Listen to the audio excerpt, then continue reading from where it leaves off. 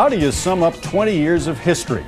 2 decades that took us from the evil empire to the Russian ally, from recession to Massachusetts miracle to recession again, from war in the Falklands to war in Afghanistan. When big events happen, we often call on Mike Barnacle to help put things in perspective. Who better then to take on this big assignment? Well, thanks very much, Mary. We've assembled a photo album of sorts: heroes, villains, triumph, tragedy. The world has changed so fast in so many ways, it's easy to lose track of the times we've lived.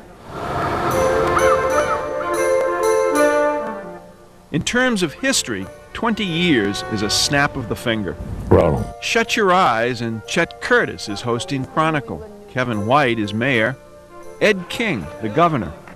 Reagan's in the White House. Whitey Bulger's in South Boston. And Krista McAuliffe is still teaching school. In 2 decades, what we've tried to do is frame events, big and small, into the snapshots of our time. We tried to take you on our travels, hold a mirror up to the images of a lifetime.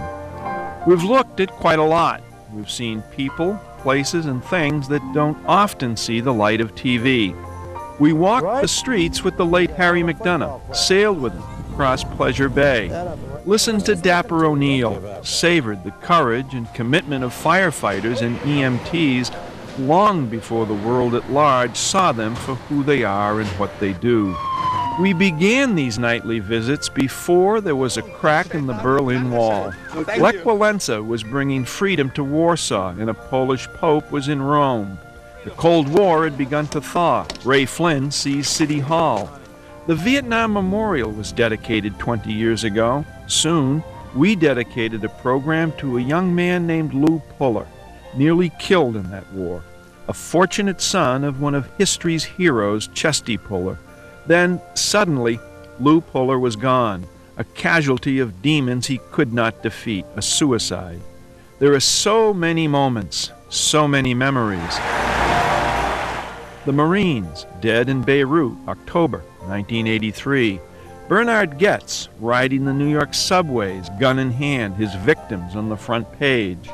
A miracle in Miami, Flutie to Phelan, a Hail Mary to victory in the Orange Bowl, November 1984.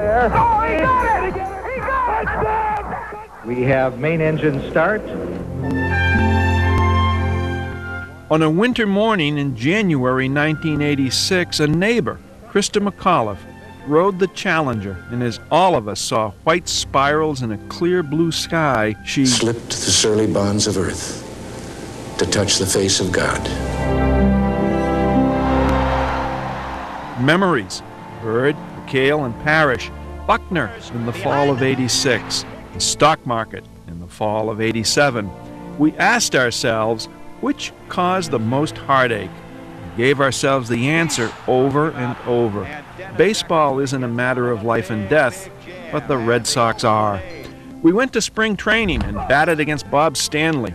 We went to New Hampshire to confront a decade's worth of good-natured anger. We saw the spiral of violence and addiction born out of a single word: crack. Witnessed the greed of Wall Street, kings like Milken and Boesky, as well as the swelling number of homeless people like the Doyles, who existed in the shadows of a life where greed was declared good. 7 years after we started, a year rolled around unlike many before it, 1989. Gorbachev helped push the wall to the ground.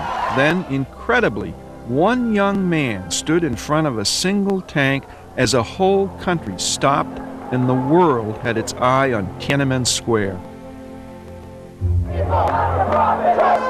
AIDS dominated the discussion.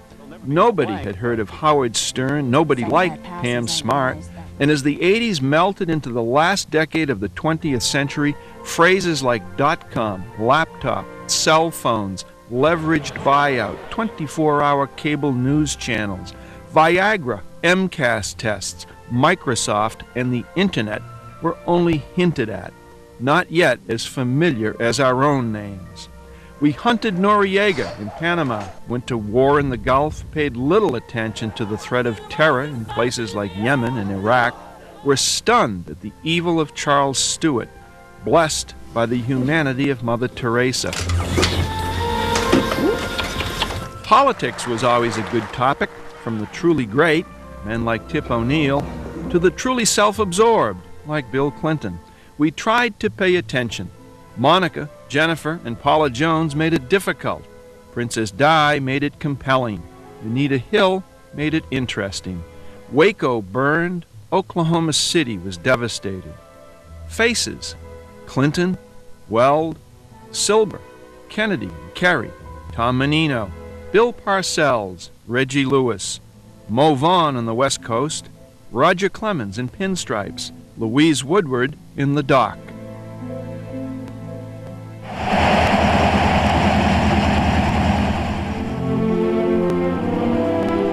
Raymond Bork holding the Stanley Cup.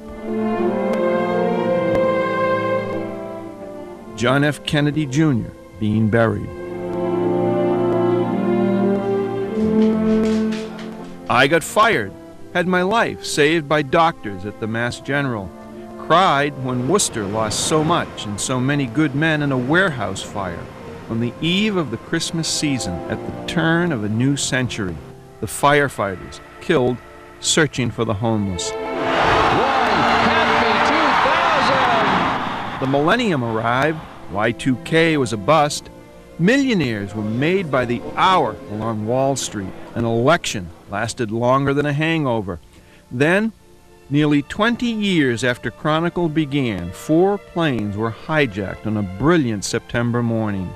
The America we knew disappeared in flames and smoke and twisted steel. But out of the ashes and the incomprehensible loss, the flag still flew. Pride and patriotism seemed reborn, along with a new awareness that the world remains a dangerous place. 20 years, 2 decades of pictures, of people, places, and stories. From New England to the farthest corners of our small planet, the pictures are yours, the stories too, because they are the chronicle of a life that belongs to us all.